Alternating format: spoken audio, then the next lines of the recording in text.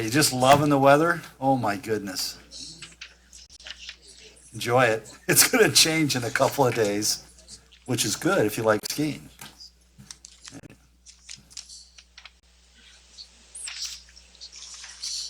And everybody's being quiet. I mean,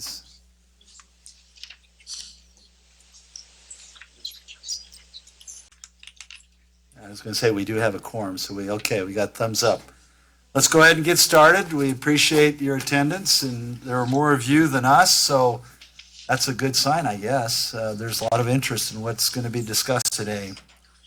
We'd like to go ahead and start with the Pledge of Allegiance. I don't know that anyone's assigned to do that, so would you want to go ahead and... Okay, I'll lead us in the Pledge of Allegiance.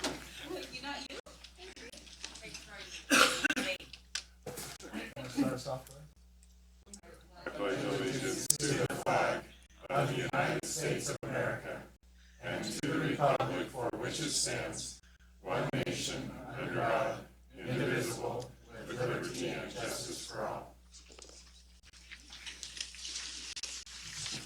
Thank you, Mayor Biskupski. You got us on a good note there. Safety minute. Lamont Worthy.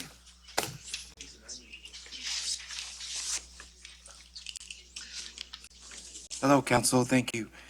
I'd like to bring attention to the fact that this week is Rail Safety Week. Here in Utah and across the nation, we highlight being safe around our transit system regarding our trains, pedestrians, and vehicles. So some of the slogans we like to use here at UTA in our partnership with Operation Lifesaver, who is a nonprofit organization that highlights safety measures, and their end goal is zero incidents between pedestrians, vehicles, and train traffic. So we have slogans like see tracks, think trains, highlighting the need to always be prepared and understand that a train can be where a set of tracks are at any given time.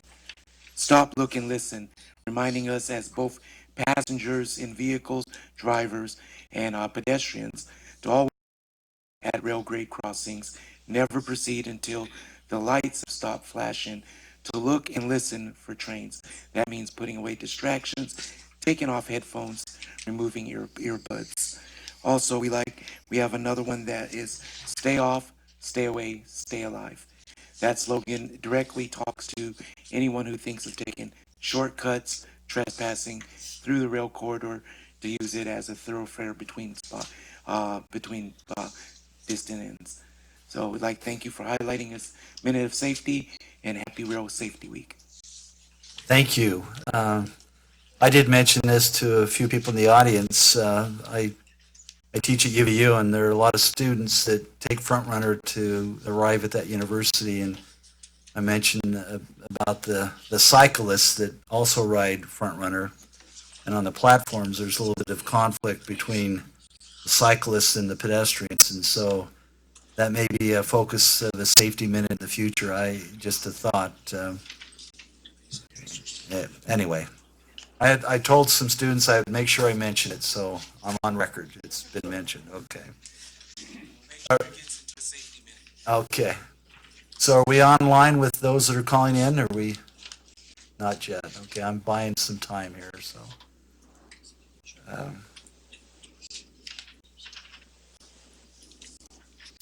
think we have Eric and Julie are both going to be joining us on the phone.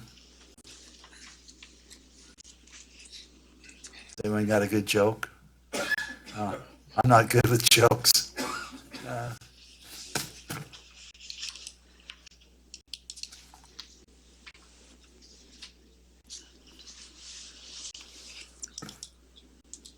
In the day of modern technology, we're still having challenges, so.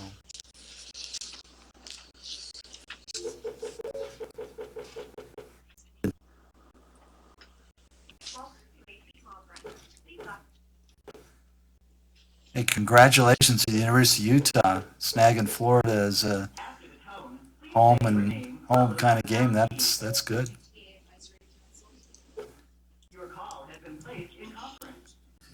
they can wait for BYU to get better so they can compete a little bit better. So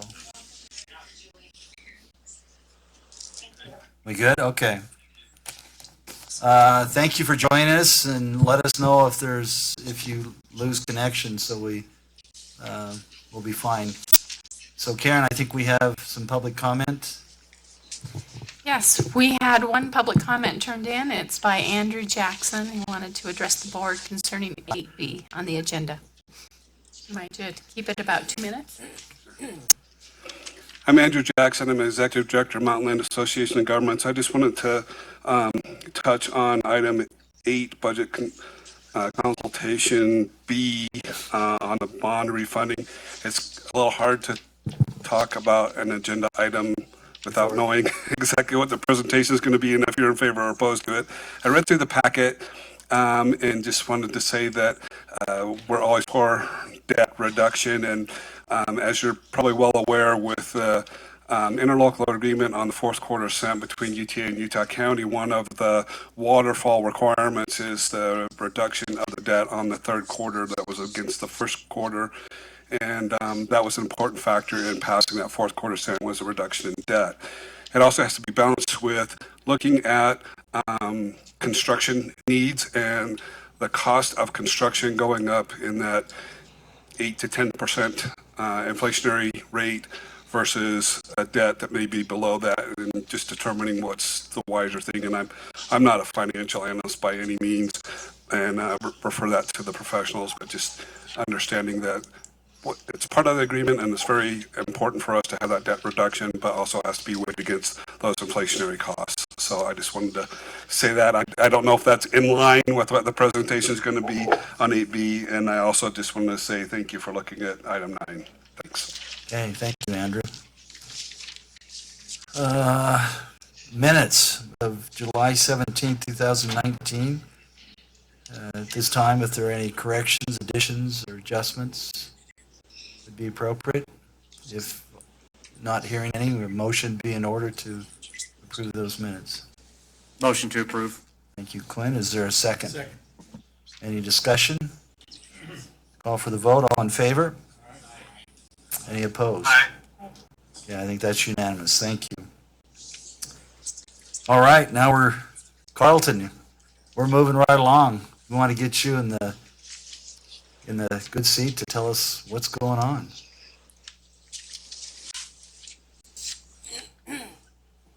Let's see, Jen, am I able to do? There's a couple items that I wanted to point out to you, and also to mention an aspect about bonding that we discussed in our board meeting, although it's not currently on this list. But let me start with a couple about our service choice study update. First of all, let me thank you. You got it all figured out, right? We're getting there. And I will say your input and the efforts that you've made with your respective bodies was very helpful. It gave us some guidance. We probably pushed the envelope a little bit in our thinking on it, and asked staff to come back with a couple scenarios. I don't think in this slide, we don't have those slides, do we? Maybe.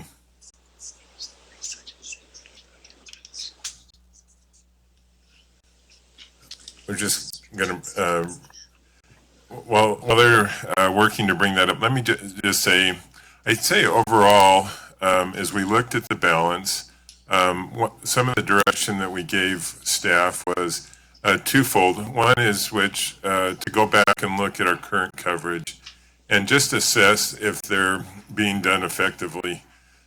Many of the areas that were in the coverage scenario, probably have not been looked at in a hard way for a number of years, and some aspects have clearly changed. And as you look at coverage, we ought to think about that. Certainly, what will feed into some of that is the outcome of our efforts on our microtransit pilot, and that may guide us a little bit in how we look at that coverage.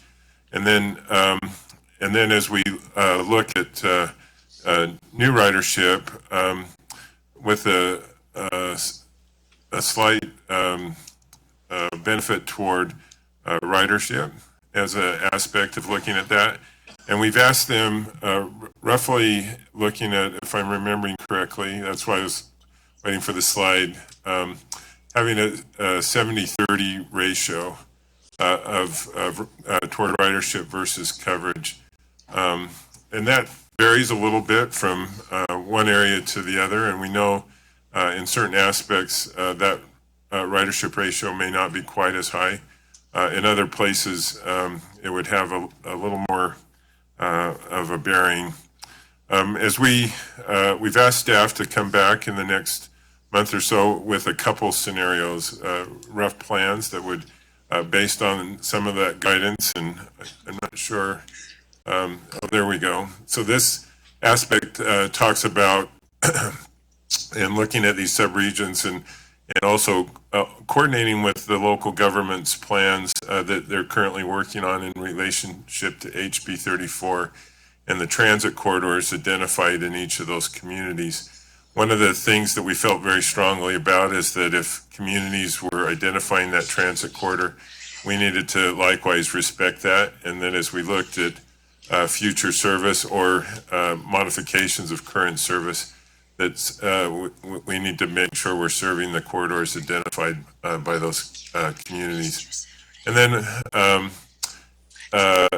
last but not least, help us in coordinating this effort as we look toward the Wasatch Choice 2050, that as a joint effort between the two MPOs and a lot of the other transit agencies, as communities have identified town centers, and as we look at the alignment, particularly on the ridership, how important that component will be in that. So we should have, we should have some models of that in a couple months, and we certainly, as we get those, we'll share those with the advisory council. You had before you a list. This is just reporting back on our visits to different city councils and outreach. Overall, our percentages is just a little over 70%. Some of those towns have respectfully, like Immigration Canyon, have said, thank you for asking, but we're not likely to have transit up here, so don't waste your time. Others, for example, I was in Copperton last week, and if you're familiar with Copperton at all, over on the base of the Ochre Mountains, they said that's probably the first time an official from UTA has come there. And interestingly enough, as we had conversations and talked about the microtransit project, a lot of dialogue pursued about, could that be something that might serve their community where they've historically been a little bit of a distance away from transit. So I probably have the easiest route in the sense that there's, I think, 24 different municipalities in Salt Lake County, but some of my colleagues like Beth, 3 other counties, and there's a lot of communities in those. So she's, but is doing well in that regard, and so is my colleague Ken. But as we go around those, it's been a really helpful conversation as we've met with each of those city councils.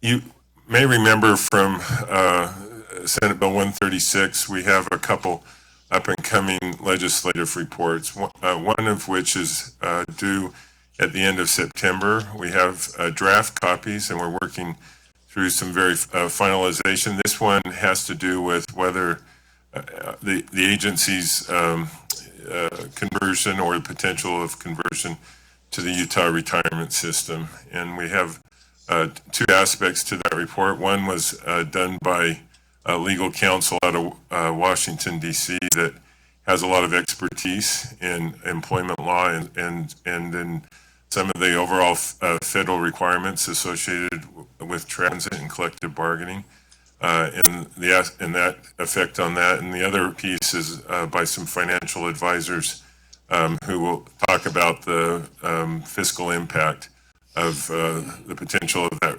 retirement conversion. We anticipate submitting that to the legislature on Monday the 30th. They've asked us to present before the Transportation Interim Committee on Wednesday the 16th. We certainly will get you a final copy of that report before the 16th, but wanted to make you aware. The other study, which is being conducted by UDOT and is underway, is the study regarding whether or not UTA would be a state agency. And that will not likely be done until November and would be submitted by UDOT, but they've been obviously collaborating with us. I also would mention, while this wasn't originally on our list, as we went through the bonding discussion and looked at the possible savings or potential funding scenarios, we have asked our staff to go back and look at two important projects that we are potentially slated for construction next year. One of which is the double tracking around the new Vineyard Station, and one is the BRT line in Ogden. And both have shortfalls that we were aware of, and as we were working through some of the numbers, we looked at the potential capacity of including those two projects in covering whatever grant shortfalls might exist. We're working through staff with those final numbers, but we remain optimistic. And as you go through the broader bonding discussion, that you're certainly welcome to ask whatever questions you'd like as part of that. But they are working on those numbers as we speak. Just as a reminder, whatever proposal we have, we have to present to the State Bonding Commission before we can go forward. We're also slated on the 16th to make that presentation to them, and their approval would be required before we could go forward with any kind of bonding changes. We're optimistic and look forward to it. We know that both projects are important, and as you review the 5-year capital plan and know some of the financial constraints and the opportunities this bond refunding will give to the agency, not only on the short term, but more importantly on the long term, the combination of those seem to make a lot of sense. It's certainly a favorable environment. And then last but not least, I know that some of you have met our new executive director, Carolyn Gannott, and it's been, Carolyn, you're just a little over a month, or a little over 4 weeks, I should say, and I'll give her a chance to introduce herself. But you make a few good decisions in your life, and this was certainly one of those. And as we did an extensive search for an executive director, we're excited to have Carolyn on board, and she's already made a significant difference to the organization, and we're excited to have her here. And so I think, unless I've missed anything, I'm just turning around to my memory here. I'll let Carolyn take her part of the agenda. So thank you very much. Unless there's questions, I'm happy to answer Any questions for Carlton? We good? Thank you. Thank you, Mr. You've got a lot ahead of you there, I can tell. Yeah, it's been a busy couple of months. Thank you. Thank you. Okay.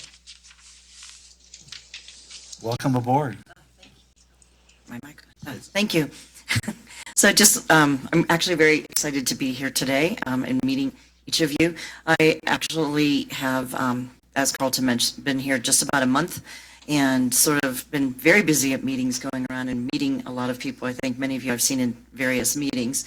I have originally from Santa Clara Valley Transportation Authority. I was there 23 years while UTA was growing quite substantially during the Silicon boom and bust, and now boom and bust and then boom. It feels that way back and forth. But not only were we a transit agency that ran light rail and paratransit services and bus, we are also a congestion management agency that dealt with land use and transportation integration. That's one of the state legislation allowed for counties, or actually has a county mandated to be a congestion management agency and have an agency designated as that. That was what Santa Clara Valley Transportation Authority was. So I was the director of that portion of the agency for off and on for about 6 or 7 years, but never not involved. And then I ran a lot of the capital project delivery programs, but I've been involved in a variety of aspects. We just went through what you call service choices, we called Next Network. We adopted that. I was working with the staff. I was running that division at the time to work on that area with the same Jarrett Walker coming in and really taking a look at ridership coverage balance and what our agency would want to do. So some of these things that you're beginning to do or in the middle of doing, I've been very involved in as well. And I look forward to really working closely with you, because I know in all of these aspects that it's not done just by staff alone or even just our board, that's a big outreach to the stakeholders. So I look forward to working with you in the future. Thank you. So I will cover my first item in my agency report. The August change day follow-up. We did made some major changes in the bus service during August. We have some key data points just to give you some sense of it. We will probably report a little back to you at your next meeting, but just want to let you know what some of the changes were. We'll have better data when we hit the end of September, and we can do September to September when schools are in and actually see that improvement, what the differences were. In Salt Lake County, the weekday changes showed an increase of anywhere from 1% to 3% overall in all the routes that were changed with room to grow. But where we saw large increases was on the weekend, when we really sort of changed that span of service. For weekend, 200 South, on Saturday and Sunday, we saw huge increases, 35 and 48% respectively. 2100 South, over 90% more on Sunday. 900 South and the associated changes was more than a doubling, 138% on Saturday, 145% on Sunday. On Salt Lake County, we've been putting a lot of resources towards promoting routes 2, 9, and 11. Actually, Salt Lake City is doing that. They put together a little video. I'm not sure if it will work. Do we have the video in here, Jana?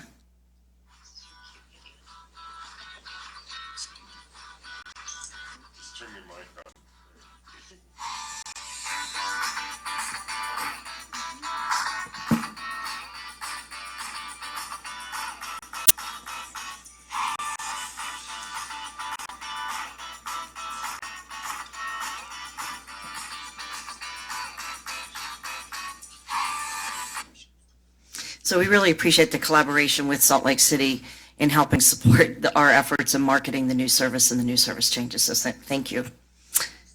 The next area that I want to talk about is in Weber County. The new Ogden trolley is carrying about 160 to 190 people a day. Right now, the route is so short that the numbers already meet the passengers per hour threshold that we had seen. And it takes usually 2 years to hit the levels that we project. So that's actually quite an achievement in this area. So far, more people are riding the Ogden trolley service, as you can see on Saturday, than they are on the weekdays, and that's mostly due to interest and families coming out and taking a look at it. We're hoping that sustains. It's just not something brand new, and that we continue to have good ridership on that service. On Tooele County, the total ridership has stayed pretty much the same through the changes, but we do have a new midday flex route, which is sort of a on-demand type of route, which has attracted 44 boardings per day so far. And it's about half of what we are seeing that would need to meet the standard, but that's actually very encouraging, and we're hoping that route also grows. Utah County, the weekday and Saturday ridership is down a little bit, 1% to 3%, but we did have some changes in that area. We're looking at how that is just. We'll take a look at the September numbers. The Sunday ridership is up almost 200% in Utah County when we added the addition of the Route 850 service. Once again, UVX is doing very well. It's over our projected boardings. We have averaged over 11,000 boardings per day. On August 28th, which was the football game between UVU and BYU, the ridership was over 17,000 on UVX. This, in comparison to Track's Green Line, has averaged about 14,000 boardings per day, weekday in 2019. So UVX is a very, very successful service for us.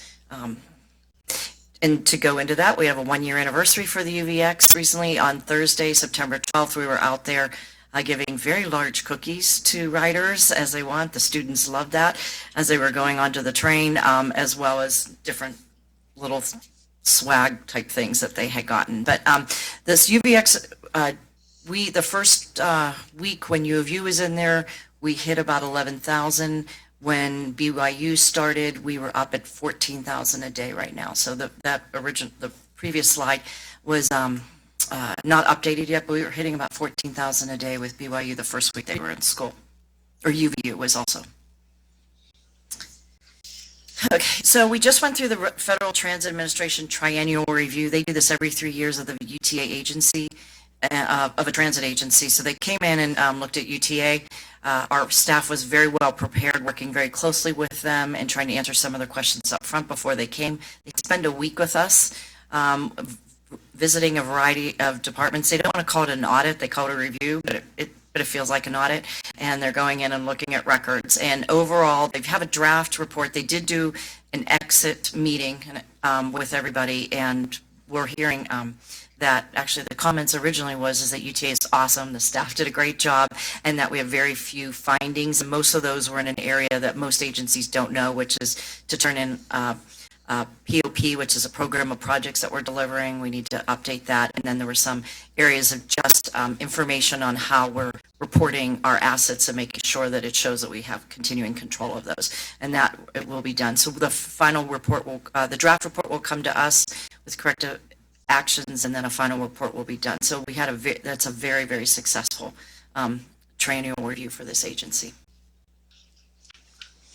And the 2020 budget development, our board has been very busy, as well as staff, in having a series of meetings on the 2020 budget done under our new board of trustees and myself. So we had 3 days of work sessions last week. We have one again tomorrow to go over each of the departments and offices and a full understanding, not just of the numbers that we're looking at, because there's modest changes in the budget in each area, but also some of the challenges and some initiatives that each area is dealing with, but then to get a fuller picture of what the agency is doing. So those have been fairly informative to the Board of Trustees. We'll continue to do that, and you'll be seeing the budget in November, I think. We'll present it to you as well at your advisory committee, to just let you know we do have that moving forward at this time. So any questions regarding the information that was presented? We good? Okay. Thank you. And we look forward to continued association. Thank you. Budget consultation. So Mary DeLoretto Mary, will do that. Yeah, thank you, Mary. I know we passed courses up at the transit, and you said you've got a lot to share, so we're excited. We do. Good afternoon. Thank you. I'm Mary DeLoretto, the Acting Chief Service Development Officer at UTA, and I've asked Eddie Cummins to join me, and he is the Chief Operating Officer, in case there's any detailed questions on our state of good repair. So you have in your packet a copy of our proposed 5-year plan. So I'm just going to go through basically what's in that plan. And what we're talking about are capital projects, and capital projects include any new construction, for example, our depot district back here that we're building, the Ogden BRT project, airport, tracks relocation, station relocation. It also includes state of good repair projects, facilities maintenance, vehicles, and these are our buses, if we were to buy a new rail vehicle, our paratransit, our vans, and our white fleet. Safety and security items such as cameras and fencing, or information technology projects, and then also any major equipment purchases that are over $25,000. Anything under $25,000 equipment would be included in a department's operating budget.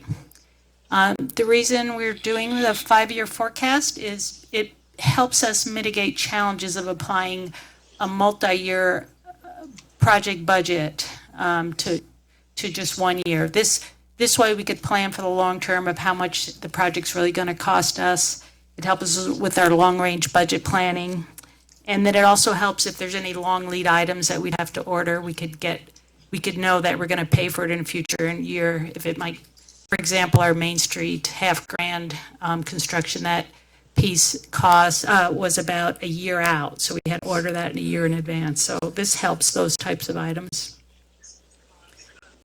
So the way our process works for capital projects is that every year we get all our requests submitted, and then they're prioritized for funding considerations. And when the request comes in, they include the project name, a description of what the project is, a justification for the project, why is it needed, and then they give us the total cost and then also break down how much of that will be spent per year.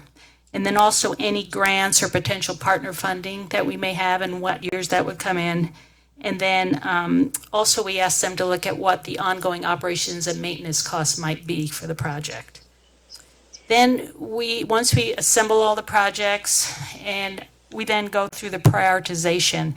And the things we consider in prioritizing the projects are always number one is safety, assuring that we have a safe system, taking care of or replacing what we have, and then leveraging grant and partner funds. If we know we have a good opportunity for a grant, or if there's partners willing to help pay for things, that helps move it up on the priority.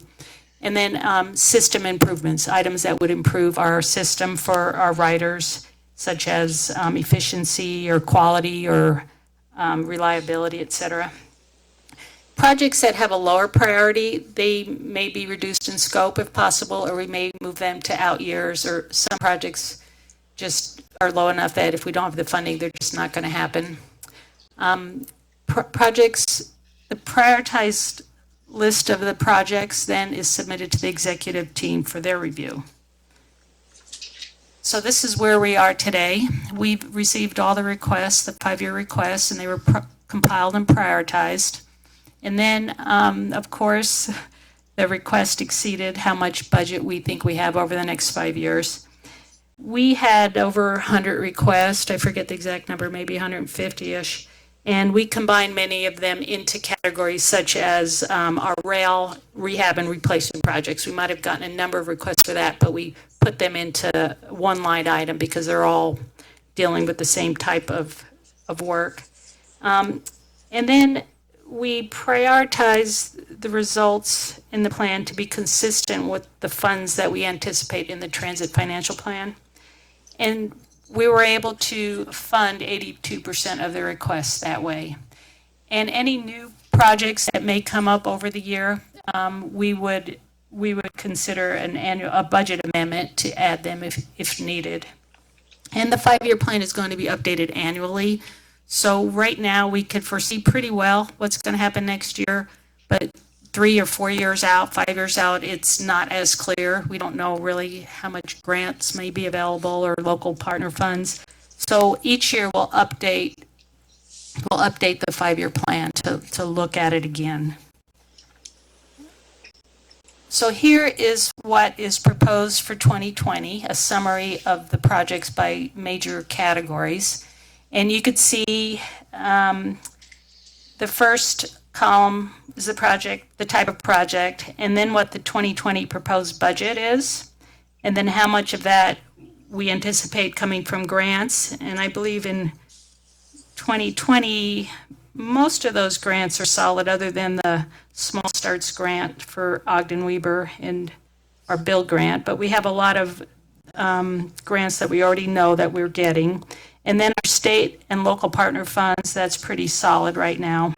And then the UTA funds in the last column, and you could see that of that 126 million of UTA funds next year, it's broken down on the bottom of what that includes. It includes 41 million in bonds and then another 31 million in leasing. So in your packet that you have, I've broken it down by year this way, but in the presentation I just showed that 1 year, and then here's a summary of the 5 years by category. So you could see over the 5 years we anticipate a $625 million capital budget, with about 130 million of that coming from grants, another 44 million from our partners, and then 451 million of UTA funds, with the breakdown below of bonds 66.7 million and leasing about 183 million. This is just another summary broken down a different way by year. And you can see for 2020, the 39 million in grants and 24 million in partner funds. And as you go down to 2024, the grants, we're only showing 4 million because we don't know what grants are going to be out there or what projects we're going to want to be advancing and going for funding on. And as well, the partner funds, we're not as certain of those at this time. So of what we know, this is how we've broken it out. So there are potential future capital development projects that may come, and they would come to here first, or well, they would come before they got approved. We would have to bring them here for approval as per our capital project plan process that we've presented in the past. Some transit projects that may move up are the South Davis BRT project, the Mid-Valley Connector BRT project, future frontrunner, and that could include double tracking or possible extensions. The Point of the Mountain Transit study is currently underway, and depending on what the results of that are, a project may come out of that. There's also a Sandy South Jordan Circulator project we've done a study for, and that may move up if there's interest. And then there's facilities that may need to get built to accommodate growth or to support some of these new projects if they get built. That could be a South Salt Lake County bus garage, LRT facility near the airport, or maybe one in Utah County, a commuter rail facility in Ogden or Provo, an expansion of Warm Springs, Riverside expansion, remodeling or expanding Timpanogos, and then remodeling the OK manufacturing building. So the next steps are, we presented the draft plan to the Board of Trustees last week and got their input. So now we're bringing it here for your review and approval. And then it would go back to the UTA Board for their final approval next week. And then the first year, 2020, would get incorporated into UTA's annual budget. So in your packet, there's detail on this large page of all the individual projects if you're interested in that. So what I did was gave you was just a summary by category. So are there any questions? Council, any questions? Troy? Are all the new vehicles, are they leased? Is that a lease expense or is that a purchase? Most of our buses will be leased in this plan. We do have some grant funds that would pay for some of them, but most of the buses will be leased. So those are lease, the capital budget proposals, lease payments for those. Correct. When you're talking about the projects, the capital projects, whether they'll move around, maybe they move up in priority or they change position, what's the criteria going to be for that? Like, when you say that, what do you mean? What's the?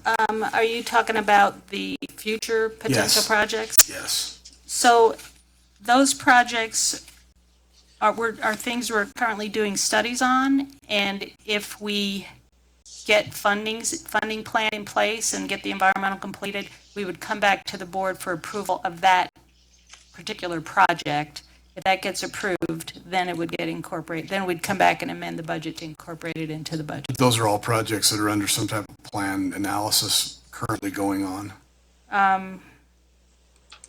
The transit corridor projects are, the facilities not so much unless they're associated with a project. Okay.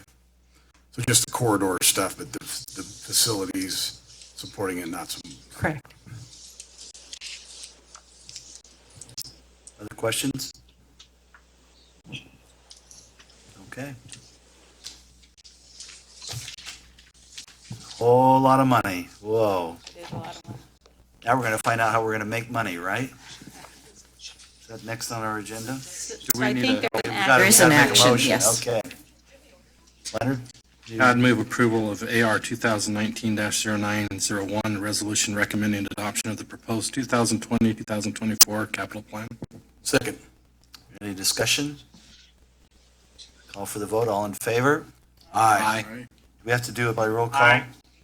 No, acclamation, okay. Anyone opposed? Okay, it's unanimous. Thank you. Just a quick thank you. I'm sure that took many, many hours and concerted effort to put all that together. Thank you. So Bob, now you're going to show us how to make money, right? Well, when my help gets here, I told them 2 o'clock. We moved So way too if- quickly, right? If we could we move to the budget presentation first? Do we need a motion on that to do that, or can we just, okay, yeah.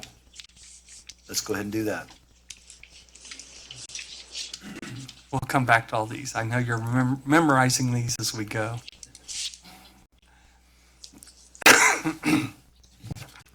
So what we wanted to do today was just go over some of the materials we presented to the board last week on our 2020 budget. And I think Carolyn's going to start out and talk about some of our budget goals.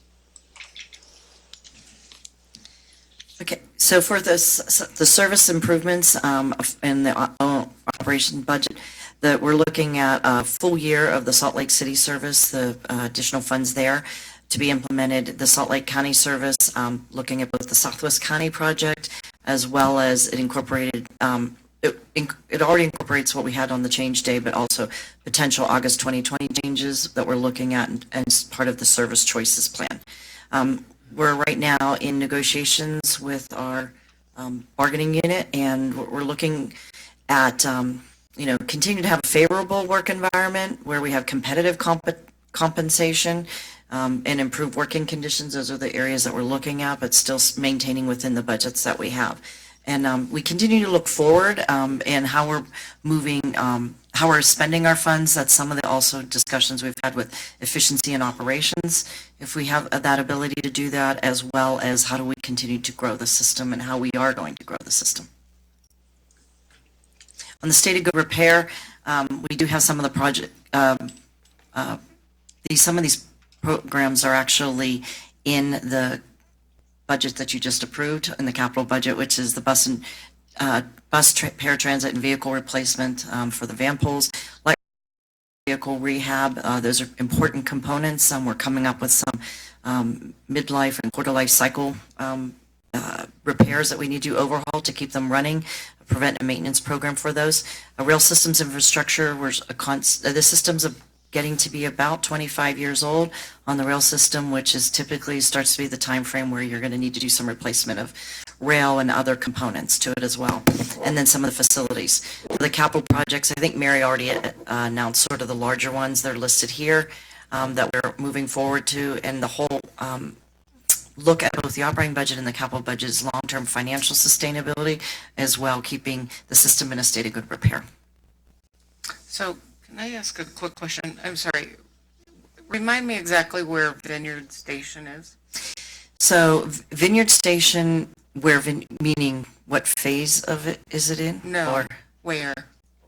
oh, Location? in Utah County. Yeah. And near Vineyard between South Georgia, just north of Orem. Yeah. Between Orem and American Fork. Oh, yeah. Just north of Orem. On 800 North, yeah. That's the mayor of Vineyard right there.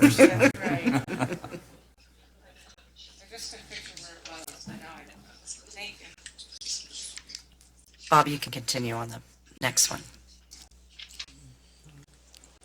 Salt Lake County funding to capital and operations. Okay, that is the next slide. Oh, okay. This is my slide, I guess. So the Salt Lake County funding is how we're, some of the key budget changes is including that. If you took a look at the slides, we did try to incorporate, I think it was in the report, on what items the Salt Lake County funding is going to, primarily to some aspects of the capital as well as operations. That's in the key budget changes for this year. A full year of Salt Lake City, we've actually had some purchase service there. And then we have some staffing changes for this new service and workload adjustments, and there were a few budget amendments recently to the 2019 budget that minor changes. They weren't large amounts of staff or workload adjustments, but, minor to just incorporate and be able to handle the additional operations and capital project development for those fund sources. There is a state of good repair increases that we're continuing to look at. As I just mentioned, our rail systems are getting older, and it's important to keep them maintained before they have full failure, and you don't want to go that way. So we continue to take a look at looking at conditional assessments for our facilities and making improvements as necessary. And on the capital, we already made those comments. So this is the current staffing position, and actually, this is actually how primarily our board actually looked at each of the divisions or offices and had a presentation in each of these areas. There is the Chief Operating Officer, Eddie was up here earlier, who manages all the business units as well as the police, and the Office of the Chief and Asset Management, which is key. The Office of the Chief People Officer, which is Kim, she had a presentation that was reviewed as well. Her big focus there is our recruitment of operators and maintainers for our system. It's a huge emphasis for us, and retention. Office of the Chief Service Development Officer, you met Mary. She has a large capital program to deliver between her and Eddie. Bob Biles will be here to talk much about some other areas. And then we have the IT area. We have an operations analysis and solutions group that really continues to provide metrics and benchmarking for us, as well as doing a lot of analysis on how we're moving forward in technology with IT in terms of software, safety and security. We do have a safety director, Sheldon Shaw, and then the last area is the Office of Chief Communications and Marketing with Nicole Bordeaux. So now I'll go into some of the numbers, unless you've got questions So before I do have one question, and I think it's self-evident, but the legal, it's all transitioned to the state now, is that correct? Yes. Yeah, it's with the AG's office. There's 2 full-time this year, and we're planning on adding a 3rd full-time next year. Thank you. So I'll do a high-level review of the budgets as they stand today. These may not be the exact numbers that show up in the tentative budget that you'll see in November. So this is where we're at as of about 10 days ago, and we'll see if there's changes based upon what we talked with the board about. So this is the operating budget, about $491 million. 310 of it goes to operating. 136 million goes to debt service. It's made up of 3 factors for the debt service. The typical bonds that are outstanding, the principal and interest on that's almost 120 million. Then we have the leasing for the vehicles, revenue service vehicles. That's about 9.5. But also included in that debt service is paying back Utah County for some of the UVX principal and interest that they've paid for the construction of that system. That's about $7 million of that debt service number. So with their 4th quarter sales tax, we have an interlocal agreement with Utah County on how that money gets paid back to them and help pay off the construction costs of UVX. And then contribution to reserves, of that 19.8 million, 18 million of that is still savings from our 2015 refunding. Some of the board members may remember that we're still setting that aside into reserves, and we'll be considering in 2022 whether to retire debt or not. We talk about the debt, about that in just the next presentation. On the expense side, this just shows you the difference between the 2 years. The operating and non-operating is about a 3.8% increase. And as Carolyn said, that includes the full year of Salt Lake City, includes some Salt Lake County service, and then just the typical increases. Not a lot of changes outside of those service changes. Debt service, again, we're paying back Utah County. That's a little bit over $7 million. and then a little bit increase in our revenue service vehicles. Contributions to reserves down just because of the way we structured that 2015 refunding. We're saving less. The savings in 2020 is less than what we saved in 2019.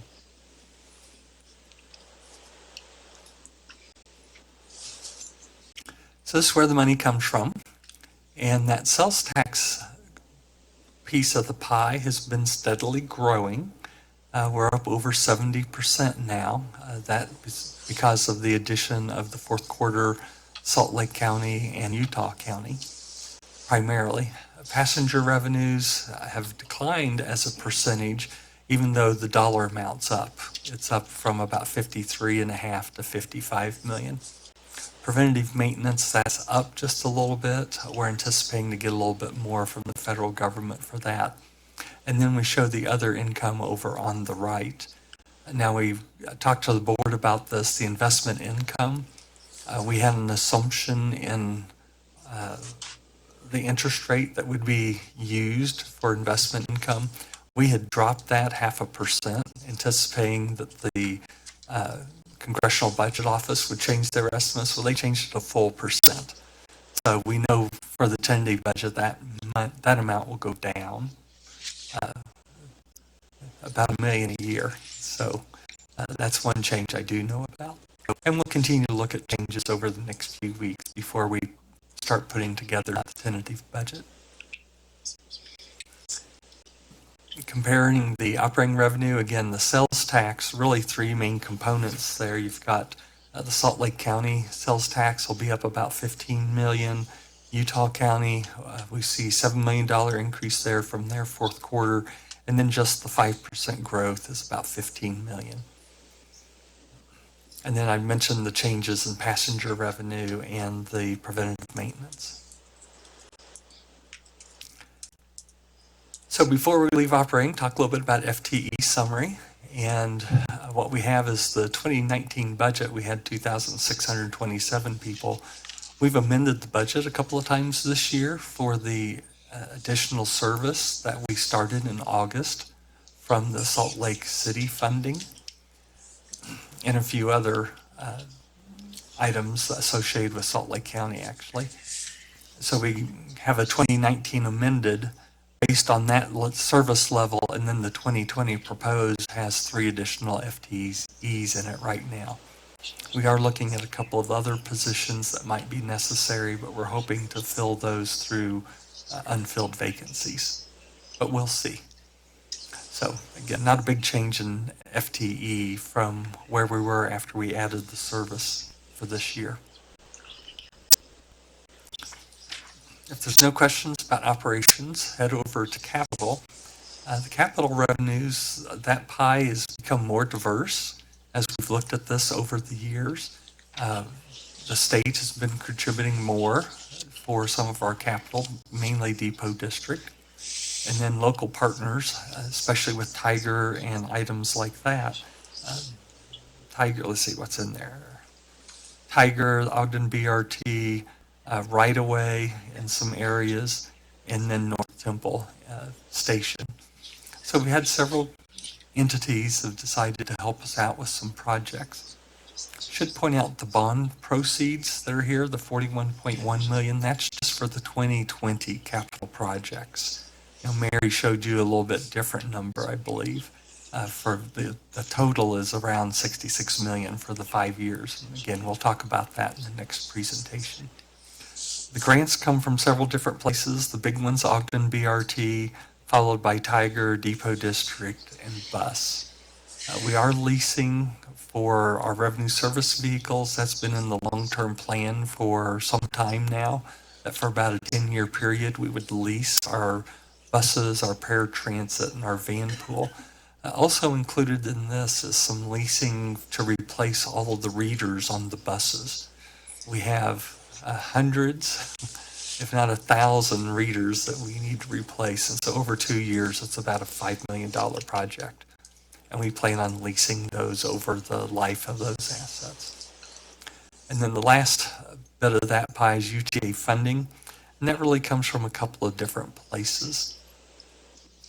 Some of that comes from the 2018 bond issue that we did. We still have money that's going to be used for the airport tracks station. And so we've got 13 million of that is that 2018 bond. Some of it is money that's being carried over from the prior year that we use for capital project, and then some of it's being financed. If you remember from the operations, I didn't cover that. There's $18 million coming from the net operations to pay for capital in the current year. So we've seen that increase over the last couple of years where we're funding more of our capital program through current revenues. Doing year-to-year comparison of capital is difficult because of the different projects and the different things that are being funded. So for instance, you see the grants in the 2019 budget is more than the 2020 proposed budget. Well, that was because there was $21 million last year for just the depot district in grants. We don't have quite that much in grants this next year. We had more in Tiger last year than we have this coming year.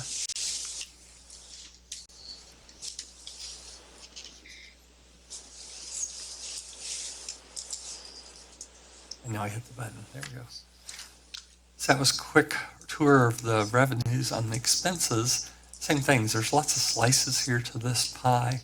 If you look at the top right, the state of good repair, there's almost $60 million in this budget for state of good repair items, and we've detailed those out in the lower left quadrant.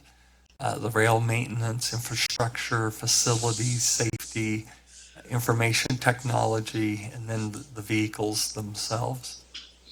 And if you go around to the right, you've got the airport station relocation. There's that $13 million. We've got the Ogden Weaver BRT, $28 million. Depot District, $41 million. And then the other capital projects are up in the left upper box. The Vineyard Station, that's $10 million. Tiger Project, $11 million. End-of-line facilities, $7.4 million, and that's in relation somewhat to the working conditions for our employees, having those end-of-line facilities available for them. Bus stop improvements for our patrons. Having better bus stops does increase ridership, it appears. So we want to make sure we take care of our riders. We've got right-of-way improvements, or not improvements, money set aside to buy right-of-way in Box Elder and in Weber County.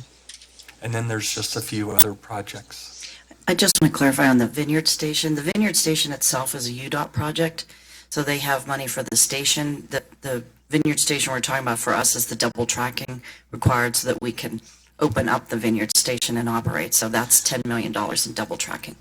I'm sorry about that. My box wasn't big enough. So again, comparing capital expense from year to year is a little bit easier. State of good repair, we're increasing the funding for that by about $10 million over what we did last year. We've got the airport in there as that ramps up and that work gets done. Same thing with Depot District. You see that work is ramping up. Ogden Weber is on the chart for the first time. We didn't have that expense in the 2019 budget, and so we're hopeful to get that full funding agreement so we can move forward on that project. And then the other capital's down just a little bit, about half. That's a quick tour of what the tentative budget might look like. As we prepare that tentative budget, we'll have the preliminary budget book ready for you to look at when we bring that to you. Any questions? I do have one question on the UVU pedestrian walkway. Projection on that? I'll have to turn to Mary to ask that question, or answer that question. The UVU pedestrian walkway. Gray mentioned that they're going to be having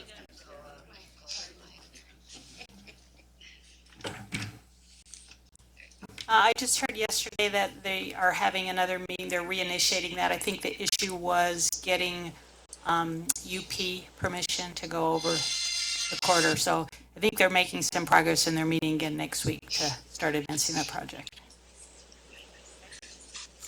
And then we wanted to end up talking about some initiatives. So Carolyn? Okay, I mentioned some of the initiatives on the strategy for sustainable growth and efficiency. A lot of that is done through the Surface Choices model, as well as continuing to do our asset management in terms of state of good repair, and aligning the systems improvement and expansion with regional growth. And I think some of that is also looked at as part of the Service Choices, as Carlton mentioned, that there was a desire to take a look at a future vision as we consider changes that we'll make in the near term. What does the long term look like as well? We're looking at innovative ways, continuing to increase mobility and access, but it's we do have not just the microtransit project that we're in working with, but we're also looking at the autonomous vehicle as well, working with UDOT. Microtransit project will be starting hopefully before the end of this year. So that's another area, and we'll continue to look at that as a pilot program and how well that moves forward. Leadership development and workforce succession planning is important for us due to attrition, and as it happens, and not losing some of the history, but also developing our leaders as we move forward. I mentioned quite a bit about the Service Choices study, and then the continued emphasis on UTA, customer experience, safety, and security. Those are all areas that we continue to take a look at as to how we can improve our procedures, as well as our outreach to the community and notifications to the community and how we engage them as well. The challenges we have, as I mentioned earlier, is aging infrastructure. We're now moving away from so much expansion of our rail system as we did 20 years ago, and really looking at how is it aging and keeping up with the repairs and the maintenance and the rehabilitation that needs to be done. Workforce retention and reliability is important to us. As I mentioned, that's a key focus for our people office this year. So continue to take a look at that, benchmarking on the compensations, as well as moving forward with looking at our working environment so that we can retain the employees that we have. And then there's an increasing need for resources. As you see, there's a lot of unfunded capital projects that we would like to continue to move on, as well as continue to expand existing service areas that we have to handle the growth in the area, and to also serve those communities that really are transit dependent as well. The next. Question on the aging infrastructure, what's your greatest concerns there? I can ask Eddie to come in to talk about it. I think one of the issues for us is because of some of the growth and expansion on some of these systems, the vehicle maintenance and the ability to do the maintenance on them, and we're tight on the number of vehicles that we have. We have them all out with no spares available. So do you want to talk a little bit about Yeah, it's really just about keeping up with, our system. If you look at the light rail system, if you ask folks, they say, our system's brand new. Well, it's not brand new anymore. It's 20 years old. Frontrunner was built in 2008. And so we just have all these things going on, and it's not just vehicles. It's also things like crossings, our corners on our rail lines, they wear out. And so it's really just about keeping up with these things, making sure that we keep everything safe and serviceable and in a reliable condition. And then from here, we'll go back to the board on October 23rd with the tentative budget. So we have to have the numbers settled a couple of weeks before that, so we can get our budget book put together. The board will think about it for a week and then decide where to approve the tentative budget and set a public hearing. The tentative budget would come to you on November 20th, and that's during the public comment period. So you can add your comments into the tentative budget. Based upon those comments, we'll prepare our final budget and present that to the board December the 11th, and then anticipate the board approving the final budget December 18th. So for those of you who were on the board before, there's more steps in the budget process now. And that's a good thing. Questions? Any questions? Oh, we're just a great group today. We're just hanging in there. Okay, Okay, I'll go back and we'll have more of Bob here now and his associates. yeah, and I We kind of apologize. shifted the agenda. I thought it would be 2 We moved a little o'clock too quickly. before we got to the bond part of it. but we do want to talk to you about an opportunity for bond refunding and actually moving forward, accelerating the issuance of the new money that's in the 5-year capital plan to combine it with this particular bond issue and save some issuance costs. So why do we want to talk about the refunding? And we'll start with the refunding. Interest rates are at historic lows. As you can see on these two graphs, the bottom line is where the interest rates were a few weeks ago relative to historical rates for long periods of time. So as we looked at refunding numbers, there are several of our issues that have positive refunding numbers. And so as we thought about what to do with refunding, and we're also going to talk about restructuring, there's really 3 proposals within this refunding discussion. And one of those is restructuring. So we thought about what were the guidelines, things we'd want to consider as we talk about refunding and or restructuring the bonds. First, and think of refunding bonds, you definitely want to have a net present value savings. You want, and that standard's typically 5%.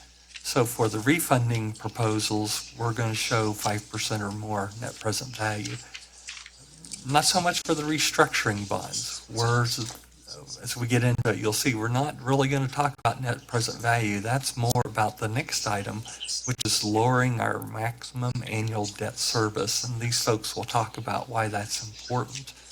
And so we've looked at that on both of the refunding as well as the restructuring. We wanted to move our principal payments from June 15th to December 15th. We're a calendar year organization, and having principal payments in the middle of the year isn't the most conducive way to handle this. So both of these all the proposals consider moving those payments from June 15th to December 15th. For the refunding bonds, we're obviously looking at high refunding efficiency. Having a net present value but a low refunding efficiency isn't necessarily a good idea. So we'll talk about that also. Then we wanted to minimize the use of the refunding savings reserve. I talked about that in the budget presentation, that next year we're setting aside $18 million. At the end of this year, we'll have $71 million in that fund. So we didn't want to use any of those dollars to make these refundings work. And then we wanted to talk about, does it make sense to move from subordinate to senior lien debt on any of the issues? So those are the considerations that you'll hear us talk about as we go forward. Questions about that before we move into more? No. Could you speak a little louder? Sorry. I can try. I'm still suffering a little bit from my cold last week. So the current debt service, this is our current debt service. And when you look at this, there are 2 things we're trying to accomplish. One is lowering the bars, reducing our expense.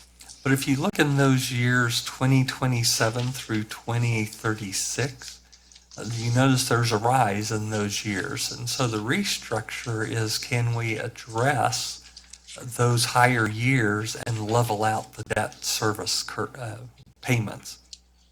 So that's what you'll be seeing us talk about. With that, I'm going to turn it over to Brian Baker to start talking about the 3 aspects of the refunding. Okay, as Bob mentioned, there are 3 different aspects that we're looking at. The first is you have some 2012 bonds that are callable and can be refinanced. So essentially, the Tax and Job Act that was passed by the Trump administration a couple of years back eliminated the ability to do a tax-exempt advanced refunding. So any of your cities who have previously refinanced debt, you can no longer do a tax-exempt advanced refunding before those bonds can be callable. You can, however, do a taxable advanced refunding. And so we are looking actually at getting savings by refinancing tax-exempt bonds with taxable bonds. And it sounds counterintuitive that that would work, but back to the second slide that shows just how far rates have fallen, that's how absolutely low rates are on a taxable basis. Is you can refinance the authorities outstanding some of their outstanding taxable bond or tax exempt bonds with new taxable bonds. And so what we would propose is the refinancing of the remaining 2012 bonds. You can see the description there, kind of looking at some of those, the metrics we were going to consider. The net present value savings is approximately 14.4%, generates about $25 million worth of net present value savings, and allows us to lower the maximum annual debt service level. The maximum annual debt service level is important for a couple reasons. It's something that the rating agencies look at and consider. They don't just look at it and say, well, what's your payment next year? Do you have the revenues to meet that? They say, what is the highest payment of debt you have at any point in the future, and how do your current revenues stack up to be able to meet that obligation? And so when you have a very level debt profile with level annual debt service, that maximum annual debt service number is pretty static. In this case, where we have higher numbers for a 10-year period out in the future, we wanted to look at that and see if we could bring those numbers down. These bonds have high refunding efficiency, meaning that the escrow that is used to pay off the bonds is very efficient, and this allows us to do this without touching the refunding savings reserve. If you look at the next slide, you can kind of see we wanted to show you both what the savings look like if they were taken on a level or a uniform basis, and that is the top kind of histogram, where you would have level annual savings every year between 2020 and 2042. And then the bottom chart shows what it would look like if we structured those savings in order to decrease the maximum annual debt service in certain years.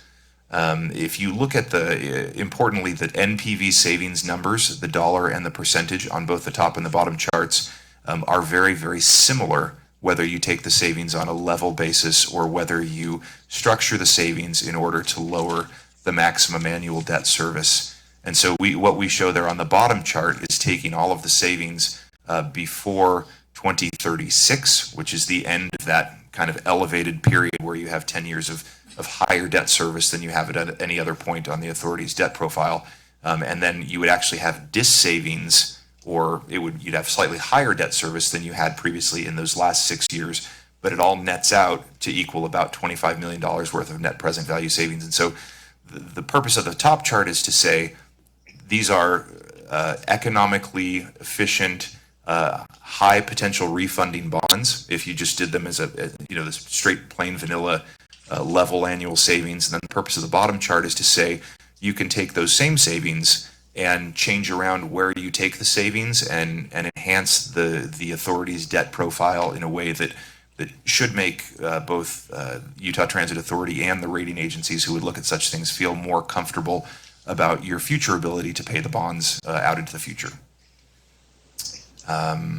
This is the second. So the second aspect of this also involves a refinancing. So you have bonds that were issued in 2015. Bob's talked about how you're currently banking $18 million next year, more than 20 this year in savings from that refinancing. Those bonds that were issued just 4 years ago, some of those bonds can be refinanced on a taxable basis for savings. And so this part of the proposal here shows refinancing with about 7.5% net present value savings, or about $7.5 million. Again, this is smaller total dollars than the last portion we were looking at, so it lowers the maximum annual debt service by a lower amount, but still important. These bonds out in 2015 are slightly less efficient than the ones in 2012. So if interest rates were to rise off of the kind of the lows they're at right now, and these became, so that 7.5% savings dropped to 1% savings or something like that, or 3% savings, we'd probably say it doesn't make any sense to consider them, and we just take them off the table and look at them down the road. But right now they generate significant savings, which is interesting given that they were just issued 4 years ago as new tax-exempt bonds that were refinancing your 2007 tax-exempt bonds at lower rates to lock in significant savings. The following slide also shows, similar to the last proposal, what your debt service savings looks like on an annual basis if you take them level, and that's the top bar chart. And then if you took them in a structured basis, where we said, you know what, we don't really need savings in some of those front years or in the back years, but if we could take all the savings during that 10-year period of elevated debt service, that would help our overall debt profile. And so, the board can look at it and consider however they want to take those savings, but our recommendation and kind of, it sounded like their inclination would be to structure the savings to enhance and put in a more favorable position the overall debt profile. The last portion of this is what we would call a structural refunding. The net present value savings, if you took these bonds and refinanced them and took level savings, the net present value benefit is somewhere around 1%. So they're not money losers, but they're not bonds that we'd rush out and say, let's refinance these. We want to lock in these savings. What you are able to do, though, the key on this portion is in that the second row there, consider options to lower maximum annual debt service. What we can do is we can take some of the subordinated 2015 bonds and restructure those and generate about almost $10 million a year in debt service savings in those key 10 years where you have elevated debt service payments being required. So if you look at the following slide, you can see that top chart shows essentially no savings. The bottom chart shows what it would look like if we structured the savings to take maximum advantage in that 10-year window of elevated debt service. And what you would essentially be doing is taking savings there and moving savings, or taking those savings and offsetting them with higher debt payments out in those latter years. Now, structurally, what you're doing can be seen in that bottom right-hand corner chart, where the red line shows where your existing debt service is. Actually, I guess on the lower one, it changes to the blue line. So the blue line shows your existing debt service. The red line shows how you would lower it in that 10-year elevated period, and how you would raise it a little bit after that. So for a few years after that 10-year window, it's elevated a little bit, and then essentially the years 41 and 42 would have significantly higher debt service than they previously had. But that debt service level would still be below the average long-run debt service that the authority would be used to paying at that time. Importantly, when I look at that chart, or when the rating agencies look at the chart, they would look at that lower overall maximum annual debt service number. When they calculate how much coverage, sometimes on water systems and sewer systems for cities, when they're looking at bond coverage, they look at how much your revenues cover your maximum debt service payment. And so when they look at that metric for the authority, you would have enhanced, the numbers get better as your sales tax revenues go up, and they can also get better as your debt service level comes down. And this would actually be enhancing those ratios by bringing down the level of maximum annual debt service that the authority faces. You can see on the bottom left-hand side that doing this restructuring is not completely free, that moving so much of the bonds out to those later years takes bonds that would have ordinarily generated a couple % of net present value savings, and it leads to a couple % of net present value savings, and that would be kind of packaged together as a trade-off with the other two portions of the refunding that we've looked at that generate significant savings to generate kind of an overall profile that should feel more conservative and safer, given that it lowers the maximum payment. One of the things the rating agencies looked at kind of in the big ramp up period in the middle 2000s when there was lots of borrowing going on to fund projects was kind of the increasing debt each year, and feeling nervous about the high level of debt down the road. And so as you look at something like this where the authority would be lowering your maximum annual debt service for a period of 10 years in there, that takes away one of those things out there that the rating agencies might look at and say, ooh, wow, how do we deal with that number out there? And puts you in a better position.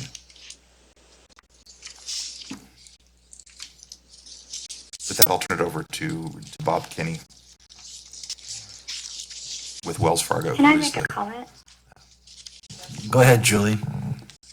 Okay, I just had a comment on, with the current projects that you've been talking about, and just our current projects in general that we might need money for, if we were to refinance the bond, how does that affect these projects if we find out that funding's not available for them?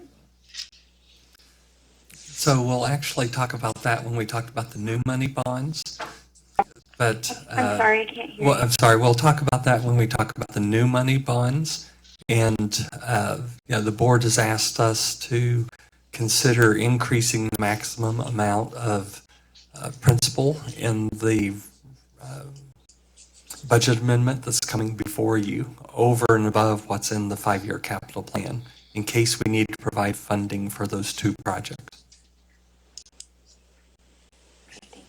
So I think he's saying hang in there, Julie, and if you don't feel you get it answered, you can ask it again, okay? So we have the last couple of pages in this presentation is a summary of what Brian just really walked through.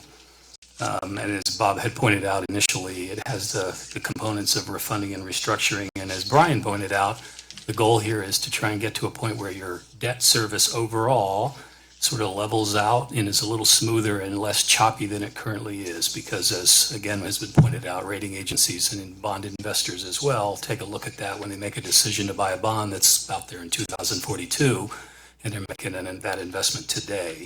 So what you will see on page 12 is, again, another picture of what your debt currently looks like and how we're reducing that debt service in those middle years, and to be able to show you a little bit more detail as to each of those annual debt service numbers, you can look to the page 13 where we actually show the cash flows, and you'll be able to see what the savings are in the right-hand column. So there's savings all the way through until you get to 2037, as again, we're building that block in the back by reducing the debt service in these earlier years. So over $25 million of debt service savings through this refunding and restructuring through 2026. And then you can see that big spot where we were just sort of clipping the top off of that to the tune of 12 to 14 million a year in savings through 2037. And then, as Brian said, again, there's a cost at the end of the day for this, which is you're pushing this debt a little bit farther back. But again, realizing that interest rates are at all-time lows, so that's why I think the finance team for UTA came forward and said this might be the right time to take a look at a restructuring like this because it has less of an overall cost. So you'll see that overall, we actually didn't put down if that column to the right adds up in total. It's actually roughly $27 to $28 million in a loss, but on a present value basis, which is a term that we use a lot in finance as to what's the value of these savings or dis-savings today, even because they occur in future periods of time, that it's a gross loss of 8.2 million, but it achieves certain significant goals. One, serious significant cash flow savings through an important part of the authority's debt profile, while at the same time meeting what we think the rating agencies will view as a positive restructuring, refunding in the current market. And so again, we're looking at a little bit over $30 million net present value savings. Now these numbers are a couple of weeks old, and how this works depends upon the interest rates at the time we go to sale kind of thing. But they haven't changed a whole lot from the numbers that we're presenting here today. So we thought we'd stop here, see if you've got questions about the refunding, restructuring before we talk about the new money portion of this. Go ahead. Question I have is based on that and based on, and maybe this was a little bit what Julie's question was, the unknown. Have you factored in through 2042 all the anticipated new bonding that we might account for? And as I looked at it initially at 2037, I just wondered if we were just kind of kicking the can down the road, and because we got this savings, or however you want to phrase that. And then I'm curious how new bonding affects 2037 forward, because we're trying to get a maximum that's a little smoother, and so. Sure. So our long-term financial plan right now doesn't show any additional bonding besides what's in our current 5-year plan. The long-term financial plan essentially is a cash finance plan, but what this refunding and restructuring does is create room for additional capital projects, especially in these years where we're significantly decreasing the debt service. We mentioned when talking with the board last week that if you look back at that first chart that shows the aggregate debt profile of the authority, there are a couple of lines on that chart, and the top line, the red line, is the dollar amount of trailing 12 months sales tax, and that's what the rating agencies look at to calculate. That's the legal definition of coverage. And then the yellow line is how high your debt service could be to still meet the legal requirement of having 1.2 times coverage. And so you can see even before any sort of restructuring, there is a lot of room there. The authority, during its large capital program of the last 2 decades, has traditionally issued 30-year bonds. You currently have a final maturity on your debt of 2042, meaning you only have 22 years worth of debt left. And so the authority would be hamstrung in the future on funding new capital projects through bonds, not by your ability to legally borrow money, but by your ability to look at it in the aggregate 30-year plan and how do we pay it? How do we make the cash flow payments? You won't have a problem borrowing money. You could easily borrow $1 billion or more under the, with the debt profile you currently have, but you wouldn't do that because you'd be looking at, well, how do we make those ongoing debt service payments, which would be more the issue than whether or not you have the legal capacity to do it.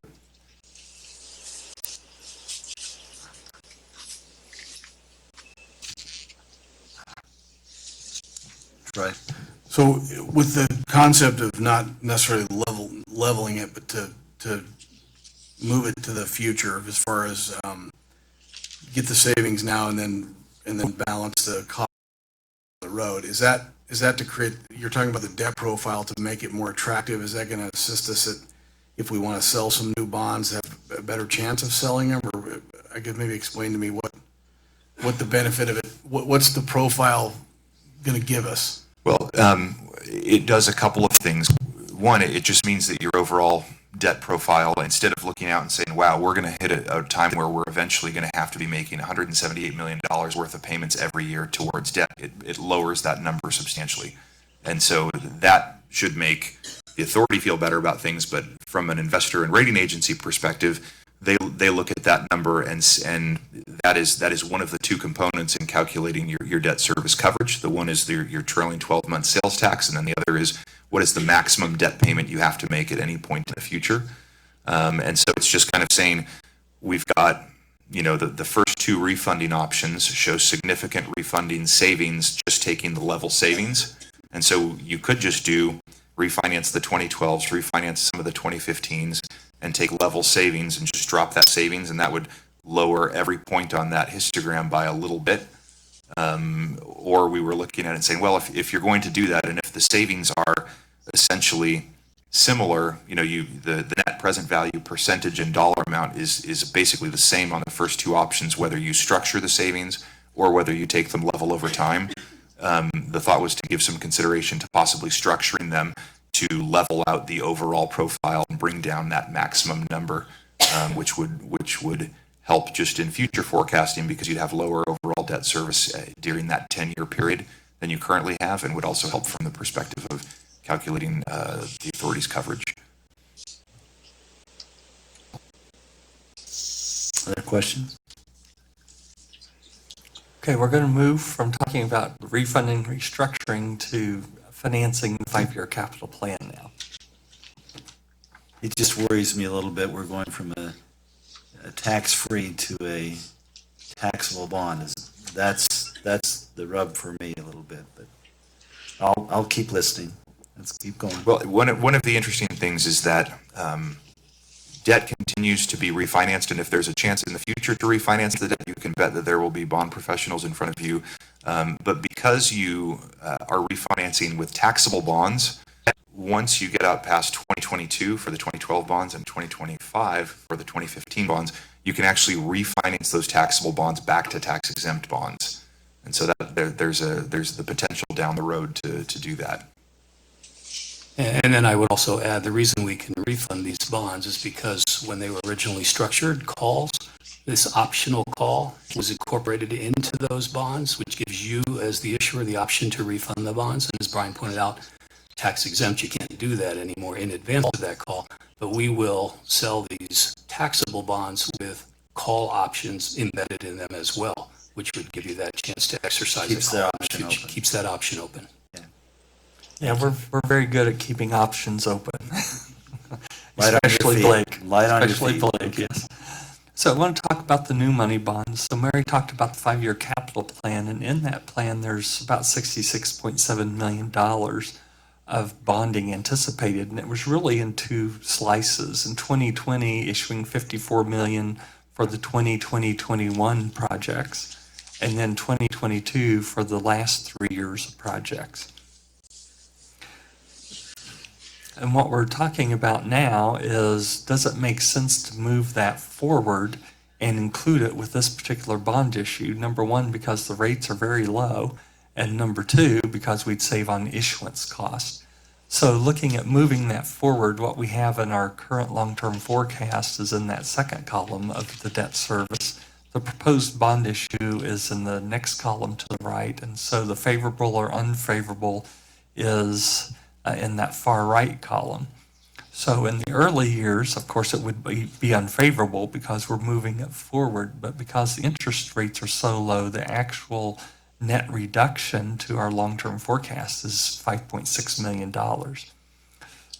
So we wanted to take a look at that and say, okay, so what's the net effect of doing this all together?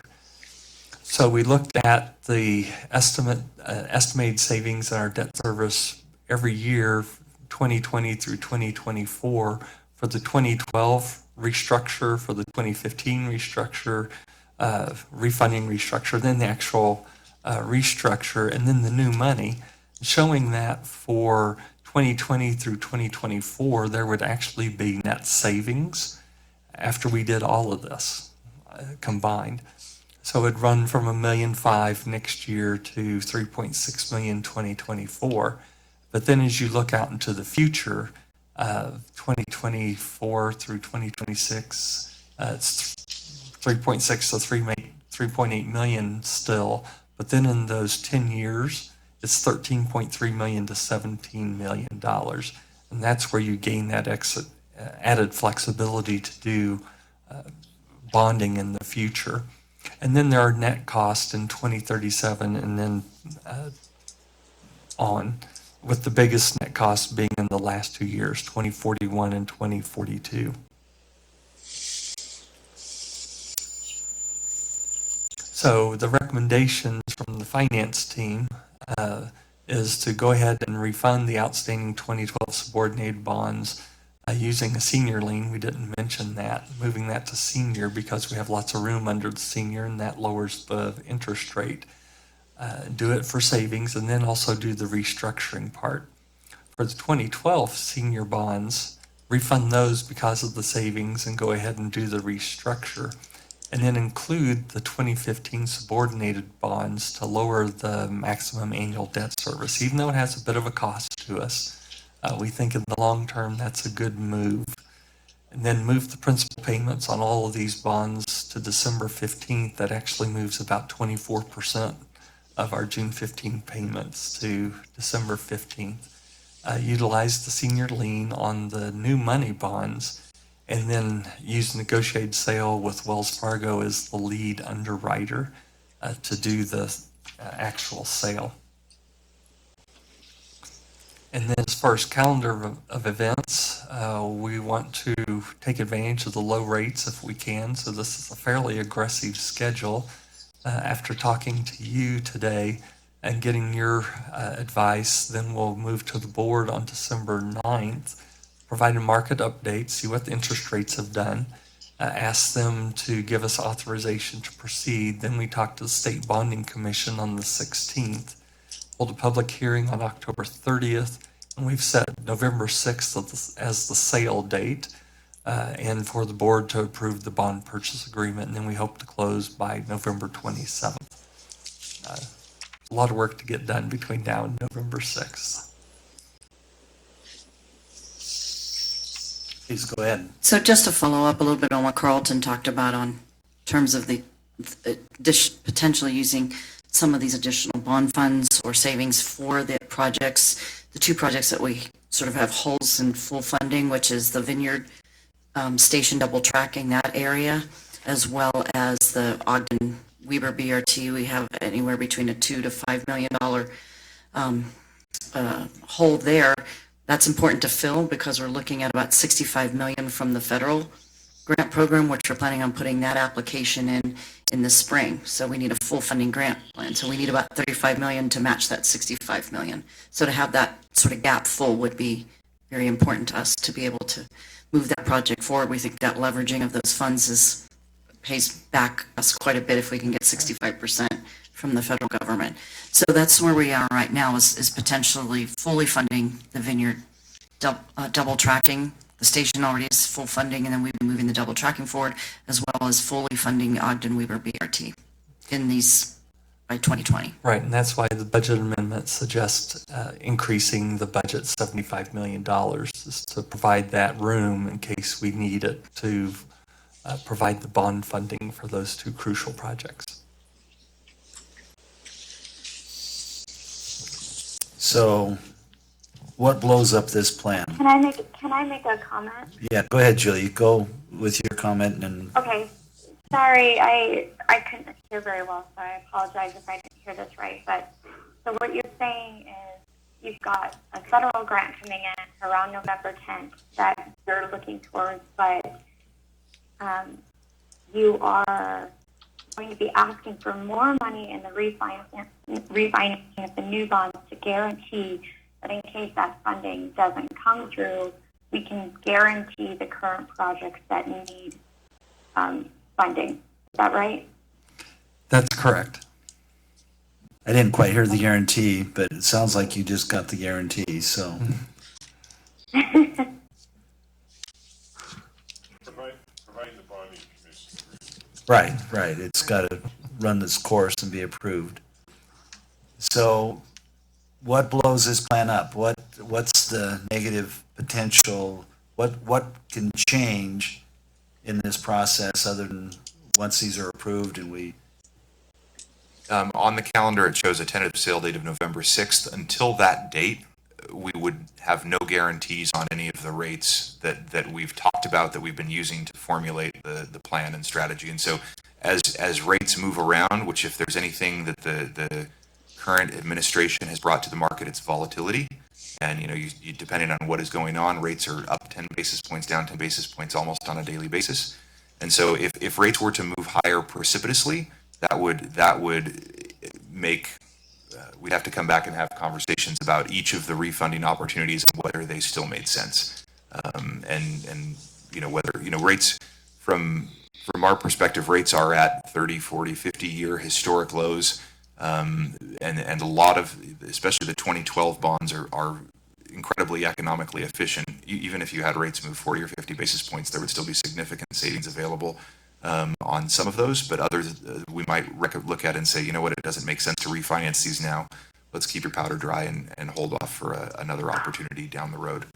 And so it would just be an ongoing evaluation based on what movements happen in the interest rate market between now and the time we're able to take a bond to sale. It seems like the 2012 are pretty safe. I mean, it'd have to have a significant meltdown to change the advantage of that, but I still am kind of thinking the 2015, that's an opportunity, but it could change pretty quickly. Absolutely. Bob is good luck, because last time we did this, you came and it was better, and it kept getting better, and it didn't even get better after we did it, but Yeah, we missed the low by 1 week. that's right. That's what I remember. It was So yeah, when we started, it was 44 million net present value and ended up 77. And then actually the bond issue after that, we also hit the bottom there. So we'll try to do it again, but no guarantees. bring your Midas touch to it. So. Other questions, comments? Okay. So there is an action that we would have to amend the 2019 budget to be able to bring forward the bond sales now versus what was expected in 2020, 2021, and there and after. Correct. And the only change is showing the revenue happening in 2019 because the actual projects will be expensed in 2021 in the years of the 5-year plan. So maybe you can help me. So we flatten out the debt, and let's say 10 years from now, because we're going through, was it 42? Correct, 42. Okay. In those last 2 years, there's significant difference, and I think the concept or the thought process is the landscape's going to change, and maybe we'll have some more opportunities to do something. But if it doesn't, can it change even more detrimental than what those numbers are, or are we securing that those numbers will be what the obligation? Those are will be? the numbers they That's what would be, yeah. Yeah. And have we thought how we're going to meet that if nothing changes? Well, we'll be used to making the debt service payment. So in the long-term forecast, what we'll do is we'll look at those 2 years, or, we'll look at the out years, we'll look at the early years and say, okay, so what does that mean? Does it mean we provide more funding for A, B, or C, or, what do we do with those funds, right? And then in the out years, you say, well, we're used to making that debt service payment, so what gets adjusted there if it's a little bit higher in the last few years? Well, appreciate your work on it. Do we need to take action on this? Because the amendment, go I ahead. have a question. Karen, go ahead. So restating it, it would just be that this is the worst case scenario in those out years. There's a possibility to make things better. Yes, there might be possibilities to make things better. But this is worst case, it wouldn't get any worse. Right, once we get to November 6th, we'll know what those numbers will be in 2041 and 2042. And when you lock into that, and into those new bonds, this would be worst case. Correct. And none of us will be here, right? No. And so again, we do need a motion, I think, to So I approve have- the budget amendment. Yeah, that's what I'm, This is, Jeff, this is just a consultation, That's what I so thought. getting feedback of Yeah, your, that's- I mean, I think it's that's why I was important asking. for Yeah. trustees to 'Cause feel. I didn't see it on here, Right. so Right, I I want to make misspoke. sure we didn't move forward on something. but that just we having them shouldn't. hear your feedback and Yeah. I Thank you. Karen, go ahead. Did you? I was just going to bring up that point, that I didn't see it as an action on the agenda.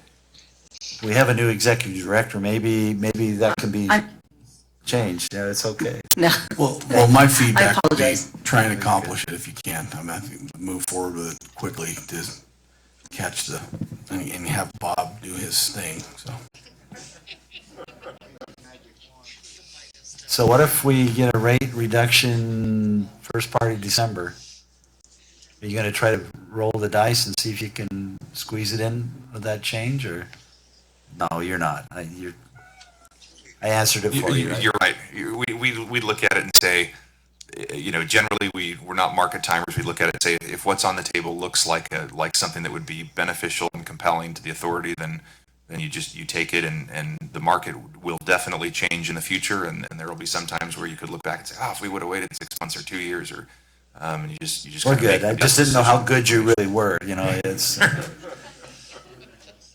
I think the general. Anyone else want to speak to this? I think anytime we can decrease debt and try to level it off, and I think the recommendations are wonderful, and see if we can get it done. We good with that? Mayor Hill? I'm good with that, because if you do have a level debt plan, it's much easier to budget. And what we're seeing from some of the bond markets now, they're even talking negative interest rates, and who knows where that's going. It could happen. Look at Europe. Yep. So I say keep an eye on it. If we can take advantage of it, great. If we don't, we've got it in our plan and we can make it work. Okay.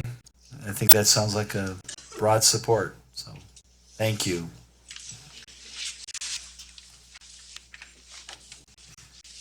Okay, next item on the agenda.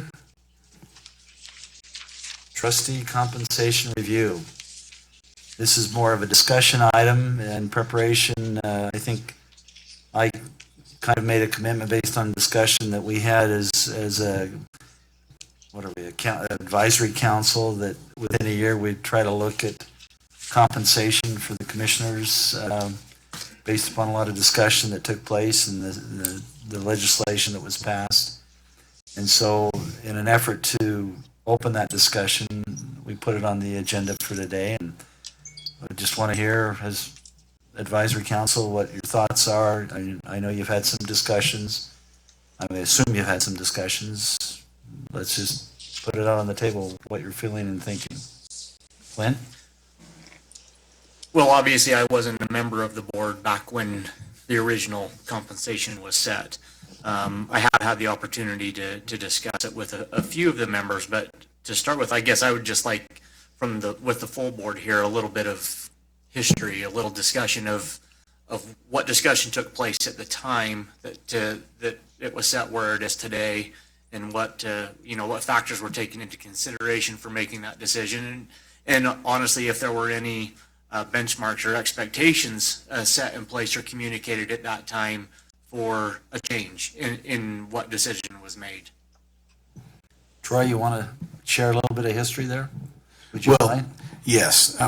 It's a unique situation that we find ourselves in here, where we have the governor appoint trustees, and we have a different entity set their pay. And so, we certainly didn't create this animal, but it's what we have.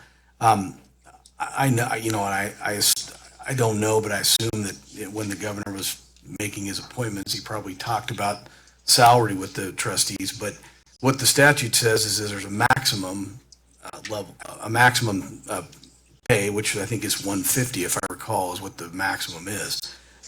When we got constituted as a board and had the discussion initially to set it, it didn't make sense to me initially, and I think it was unanimous with the board, to set it at the max.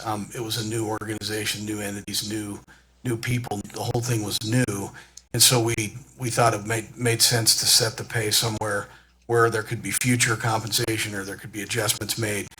At least I felt like if you set it at the top right out of the chute, there was nowhere to go. There was nothing to do. And since our advisory council's one of its primary jobs is to set the pay, it sort of is our hook in to, as a group, to be able to, have the full attention of the trustees and the agency with respect to that. I think that's certainly the spirit of the law. At least I wouldn't pretend to know what the legislature really meant, but I think that was at least the way I took it. And so the way the salary came around, I think I made a motion. I said the current amount, which was $129, and I fully intended it to be a discussion, and I think it got seconded, and all of a sudden we had a vote. It was really, if I recall, that's how it went down. But I think it's important for us to be respectful of the talent that we have as trustees. We have some amazing people that have proven themselves in government and in private service.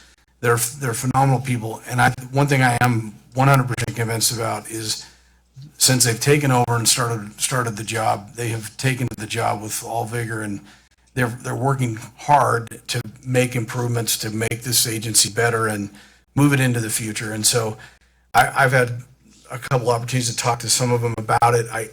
I'm certainly open to increasing their pay based upon just the work they've done since they took over and the way they've been moving it forward. But really the numbers and the way we sort of, there really wasn't a lot of guidance at the initial onset, I think I'm saying it right, to come up with a level. It didn't make sense to do it the max, but look, I'm a lawyer. I don't like to negotiate against myself. I put a number out there and there it went. And, I can throw another number out if you want, and we can go that direction. But I just would add to that at that time, there wasn't benefits and things like that. And I think the next meeting that the board did add some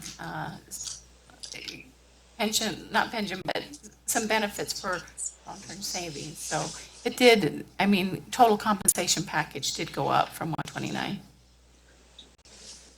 And as I recall, there was a comparison of control among government agencies, state, county, various agencies, and I think, as I remember, came somewhere about in the middle of what that range was. I don't have the numbers in front of me, but there was some market research that was given to us based upon some independent research that tried to give us a framework of something that we might consider. Yes. Julia, you want to have a conversation on this or give us your insight? Yeah, I think I wanted to hear a little bit from the trustees. I mean, I feel like everything that is being said right now is true. We talked about different things we hope to see accomplished, and I know the trustees have been working on it. I like the idea of having the conversation about the expectations, because even if we do adjust things, I think it's important to continue to set goals and expectations so that our goals and our raises and our even recognitions of what's happening isn't arbitrary. And so we can be effective and we can give recognition where it's needed and really just be grateful for the work that is being done. Okay. Is Craig on? Or Eric, I mean, sorry. Are you Yeah, on? I'm here. I'm here. Anything you want to share? Well, I want to echo kind of what Troy was saying. There was real no exact science. We were put in a little bit of a tough spot with, in regards to how it was all set up with the governor, making appointments and maybe some expectations that weren't quite met.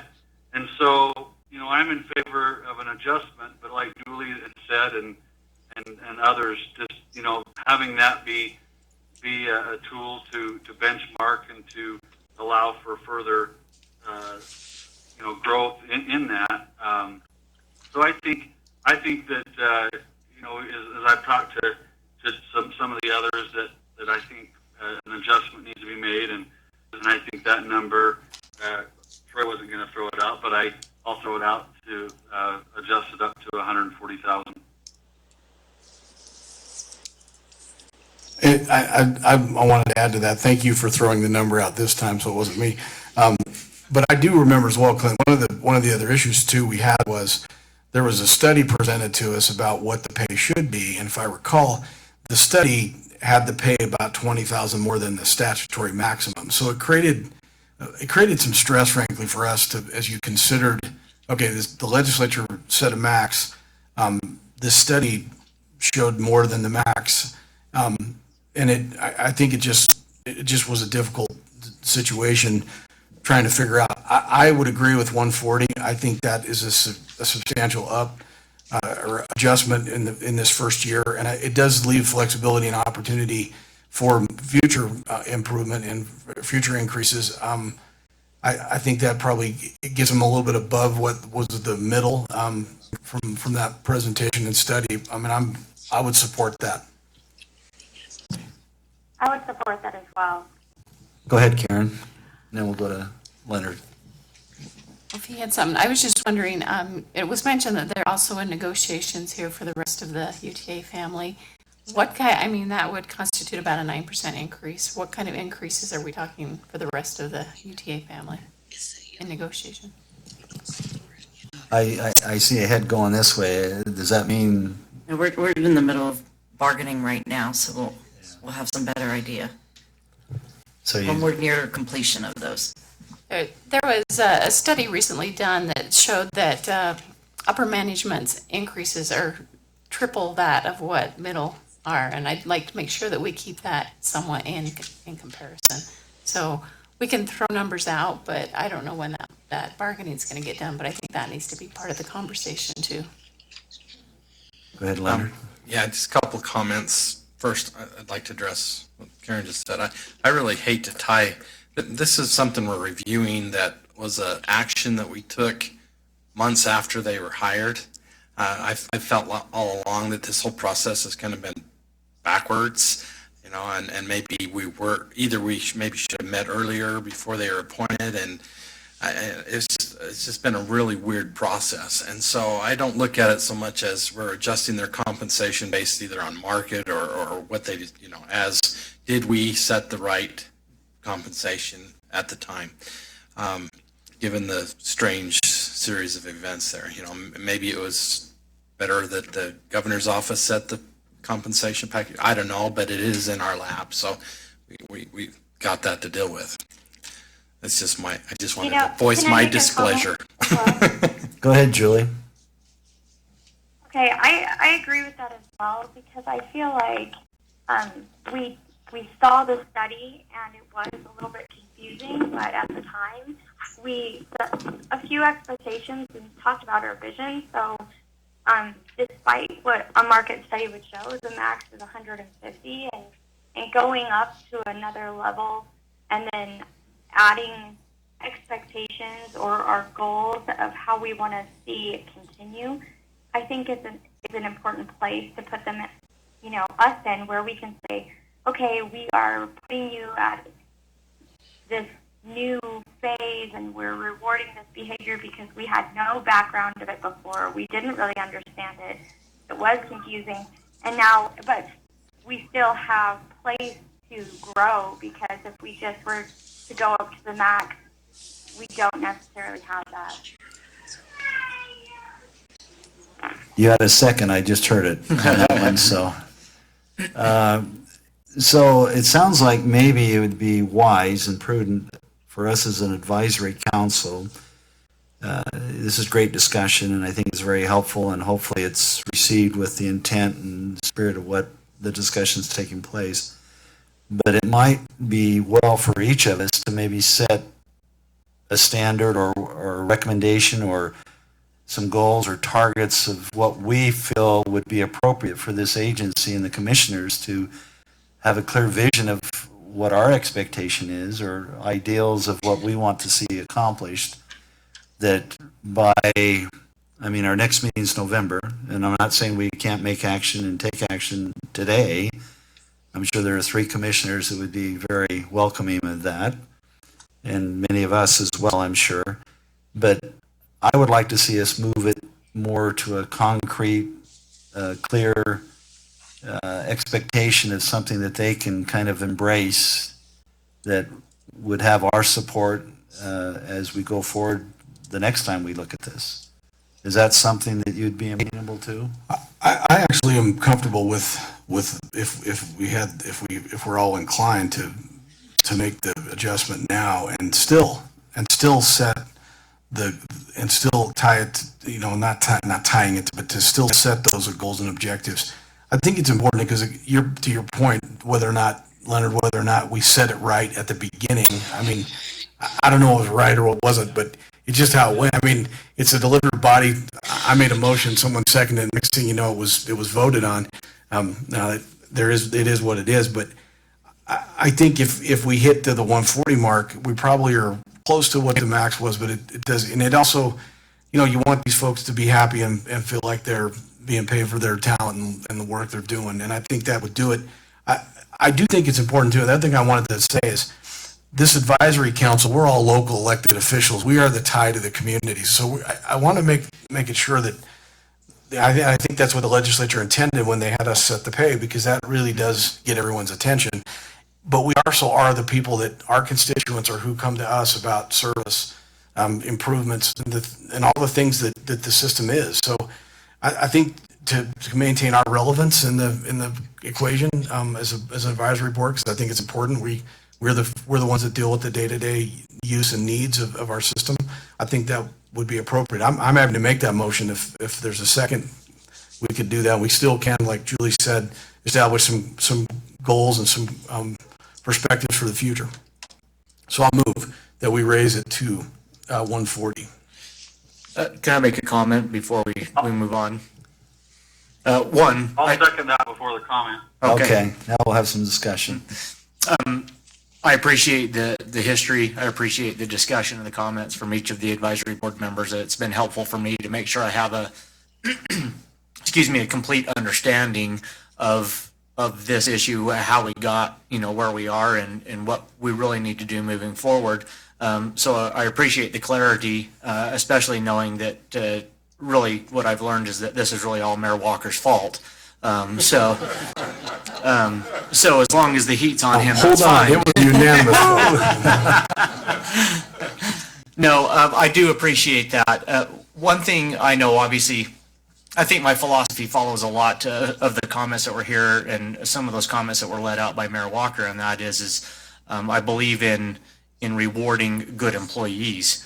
Because if you don't, you're going to lose them to somebody else who will reward them. And from my experience here, the time I have been on the board, my experience getting to know the trustees and to see the work they're doing, I do think that they are doing great work. I think that they are taking this agency in a new and better direction, and that was really, I think, the goal. And I think that we're well on our way. So I, again, have no problem compensating people for what they do deserve. I am one that generally tends to like to leave some room at the top for incentive. I think that we all find ourselves in that situation with goals and objectives, and so I really like the idea of saying I don't have any problem again with the motion that's been made today, but I would, on your recommendation, Mr. Chair, for each of us to come back with some of those goals or objectives or benchmarks, however we want to phrase that, and have that discussion with the trustees and really be on the same page of the direction that we're heading, those things that as an advisory council we want to see so that they know what their expectation is out of us. I think that's only fair in order to be able to hold them then accountable and compensate fairly. So thank you for those. Thank you. Well spoken. I assume you may have either a text or a comment from Mayor Biskupski. I just wanted to speak on behalf of Salt Lake City, Jennifer McGrath. Regardless of what happens today, and I support the motion, I think maybe the focus ought to be on creating policy around how decisions are made about compensation, whether that's a number of goals that need to be met over the course of the year, whether it's cost of living increases and what that looks like and what the benchmarks are, what the benchmark salaries are that are going to be looked at in order to see if we're staying on point.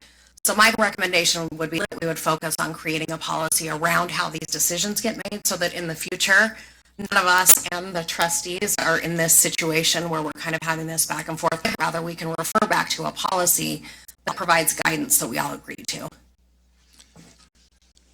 Okay, thank you. Could we have that by our November meeting, a discussion on that very? I would be hopeful we could have some framework at least, and it may not be that difficult to arrive at some structure that would be comfortable for all of us. Go ahead. Yeah, I just wanted to make sure, as we both these suggestions, that we're within our legal authority to do what we're, I mean, we were asked to set, I think that's probably pretty broad, and maybe we can do whatever we want in determining that, as long as it meets, that. I think they'll let us know if we're messing up. Somebody will. Yeah, that's all. I mean, I'm all for doing that if we're legally entitled to do it, yeah. Do you have any state legislators here that can read us the bill? Again, it's a very lengthy one, but it was pretty, we'll know pretty by general in nature, wasn't it? I mean, it was. Should know by November. Yeah. Well, it set a max, that was all it did. It didn't give any guidance, it didn't give any. No, it was pretty, there you go. I will. That was part of the problem. I'll commit to this advisory council that I'll try to reach out to the ones that created the bill and moved it forward to see if they're comfortable with us setting some framework that would be helpful for everyone. Is that, we good with that? Yeah, absolutely. I would hope that the trustees would also appreciate that. I know that for me, I would like to know, how do I move my compensation forward? How What's do I the target? progress professionally? What's the target? Yeah. I think that it would be helpful on all sides to just have a framework there to be working from. Wonderful comments. I would add that I would be happy to help as part of the leadership to bring that forward. Maybe Troy, you and I can work that and bring it forward at our November meeting. Wow, you just got volunteered. You okay with that? Well, since it was my fault, I guess I Great. I welcome that. That'd be great. And then we can provide that to the rest of the advisory council to make sure that you're not carrying all the load. We can make comments and help. Okay? One last comment, and that is nobody knows their job really at this point better than them. So obviously some input from them as we have this discussion, I think, is warranted as part of this discussion. Okay. You want to do that now, Kent? I'm brave enough. Okay. The motion's still on the floor, so this is discussion, so please take the time appropriately. A couple of things. Number one, I like the suggestion of putting together a framework for considering salary. It's better that we know what you expect of us and what you want us to achieve, so that when we do, we can come back to you and say, here's what we've done. You will remember that we've already done that for the year. We've told you what some of the things we've done. We think we're doing a pretty good job. And very honestly, we appreciate the fact that you would make this consideration. And we hope that part of that is that it's immediate and doesn't wait for some future date. But the other thing that I would like, so that number one, I like the idea that Julie offered, that we put together a framework, and many of you have spoken to it, and I certainly support that. I'll let my colleagues speak for themselves. But I'd like to make one other point. Carlton, as chair of the board, is required to do a little extra that I'm not required to do as a member of the board. I would like to see that there be some additional compensation to the chair. Currently, that's Carlton, for the additional responsibilities and obligations that he has as chair. And so I would suggest something in the neighborhood of $2,500 to $3,000 additional, something like that for the year. And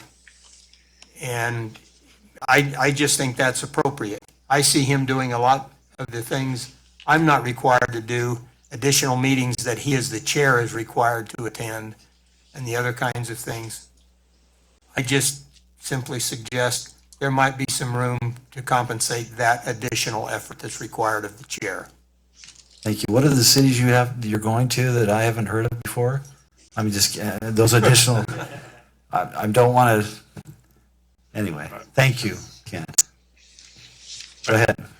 Well, I've never wanted, Kent's generous, and it does require more time as chair. I mean, there's a lot of administrative things that I participate in.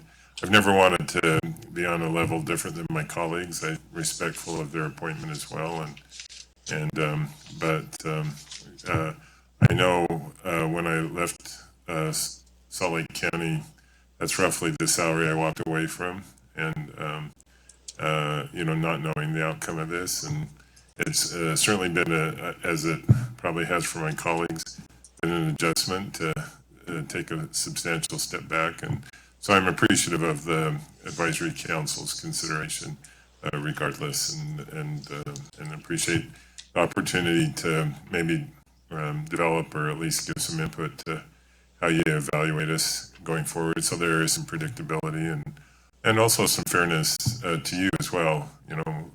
We know that I mean, that's my assumption. That's the legislative desire, is to have you represent local government and assure that we're being responsive in that realm, and we want that as well, but we want to also be able to give you at least a level of assurance that that's being done. Go ahead. Thank you very much. I appreciate the opportunity to have this dialogue, and I'd first like to echo what Mayor Walker said in terms of, looking at this from a perspective of not only the individuals that you see before you, but also how this is going to frame out for this board, the trustees, in the future, as well as the advisory board and the people who come behind you guys. And I think that structurally, I wholeheartedly agree with the comments that Councilmember Smith made and Mayor Fulmer made as well. I do think, and I think everyone kind of contributed to this, I agree that we do need to establish a framework that I think would be effective for everybody, so that we do get that opportunity to say, here's some goals and here's some guidelines, and here's how we all can work together to connect with our communities and to make sure that we're providing that extra layer to you as the advisory council, and that we're getting your feedback from you. As the person who has to visit the majority of cities, my Tuesdays have been extremely busy since April. So, and working to do that. And one of the things that I think moving forward is that having this I've had comments as well that, oh, gosh, this is great for UTA to come here. I really do appreciate it. And they appreciate hearing from us directly, and coupled that with the opportunity to work with you moving forward and having a broader framework of what expectations should be and how that should look from a compensation perspective, I think we can really even move the needle more. So I just wanted to take the opportunity to thank you for that and recognize both my colleagues here. I think you have a great talent here, and so we appreciate the time today. So thank you. Thank you. Motions, any more discussion? You good? So there's a motion and a second. I'll call for the vote. Or do we want to amend that based on some of the discussion? Are we good? I'll just call for the vote. If anybody wants more discussion on it, Okay, I'll call for the vote. All in favor of the motion on the floor, say aye. Aye. Any opposed? Aye. I think that's unanimous. Okay. Wow. Thank you. Thank you very much. We're moving in the right direction, I think, right? Thank you. And I thank think you, so. Kent. I think part of my discussion has been with some of the advisory council is the very statement that you made, that there is a chair and there may be an idea or a concept in mind that maybe there should be a difference or some adjustment there. So, I think you should consider that as we move forward, because I see Carlton involved in a lot of other things, and that as a trustee, I'm not required to participate in. And I'd like to see that chair be acknowledged in that way. That's something that you can consider. okay. So I assume based on that, it's effective immediately, right? Yes. Okay. That's a clarification. All right. Thank you. Other business. Our next meeting is November 20th, 2019 at 1 o'clock. Anything else needs to be brought up? Okay, this wonderful motion that lets us adjourn. Is there a second? Second. All right, all in favor? Aye. Okay, thank you.